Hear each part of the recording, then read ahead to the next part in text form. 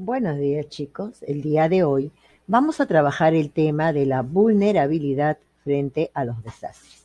Nosotros sabemos que desastre es todo aquello que hace daño y destruye. Sin embargo, somos vulnerables porque no estamos muchas veces preparados para poder afrontar una situación de este tipo. La vulnerabilidad es la condición de exposición frente al peligro.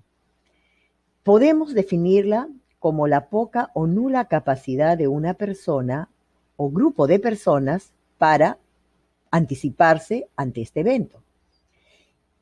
No puede hacer frente o no puede resistir a los efectos de un peligro, sea producido por la naturaleza o por la misma capacidad humana.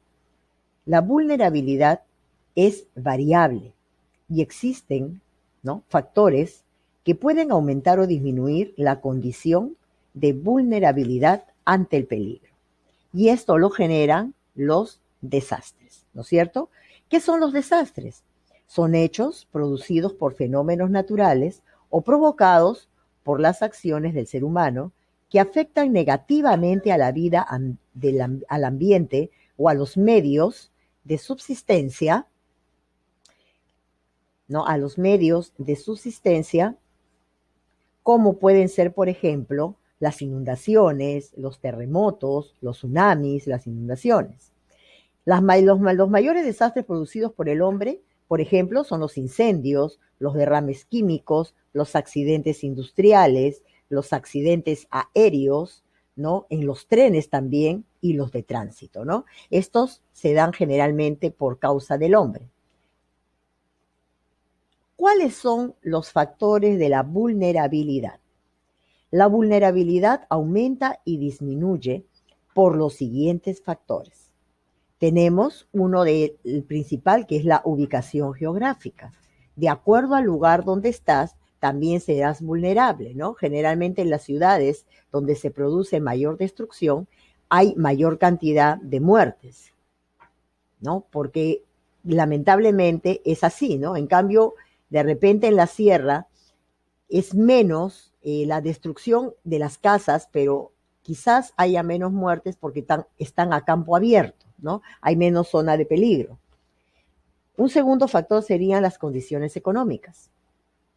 Y un tercer factor es la capacidad de las autoridades para poder apoyar, y las condiciones geopolíticas, ¿no? La condición que se da políticamente en un territorio, ¿no? Generalmente aquí en Perú estamos preparados en algo para algún tipo de desastre, pero no de manera total, ¿no? Nos falta mucha información y mucho seguimiento.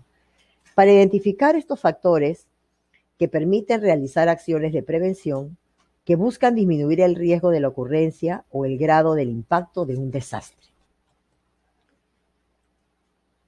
Tenemos, por ejemplo, a defensa civil, ¿no? Defensa civil es un lugar donde la mayoría de nosotros tenemos el apoyo de que nos brinden de alguna manera los simulacros y qué cosa debemos hacer en caso de ciertos desastres naturales que se producen, ¿no? Defensa civil, ¿no?, es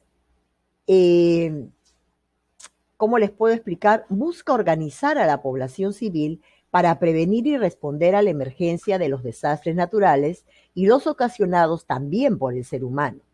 El sistema de defensa civil promueve la organización de cada institución privada o pública, como son las escuelas, las empresas, los hospitales, centros de trabajo, etcétera, formando comités que evalúen los riesgos y medidas de prevención y de acción frente a un desastre.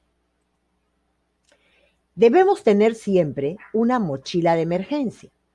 En el caso de ocurrencia de un desastre, debemos estar preparados para sobrevivir hasta que las condiciones del peligro hayan terminado.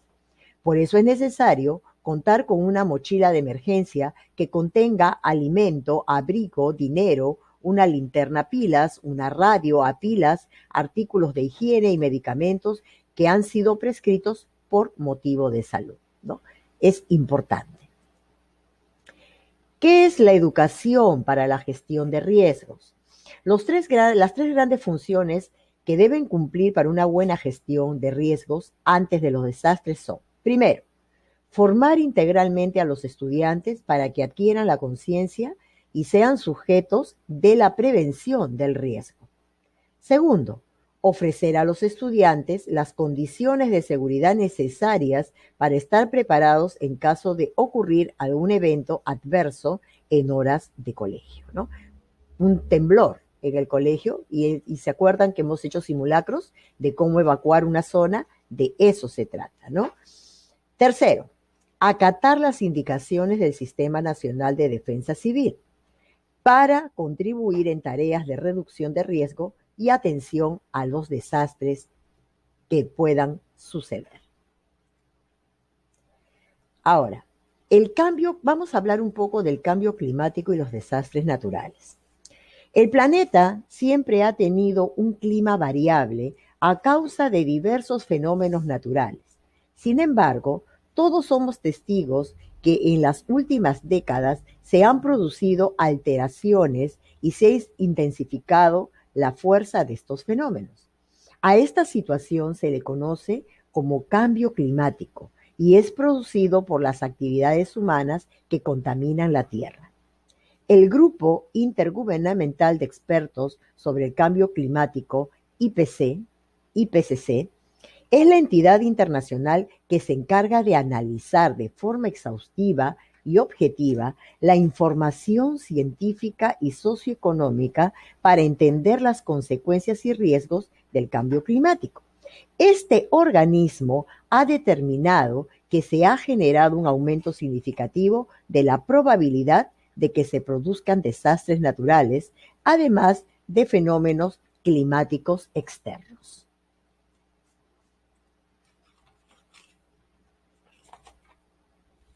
Muy bien. En este caso, los desastres que generan el cambio climático en el Perú, ¿no? Porque ahora vamos a hablar de nuestro país, ¿no?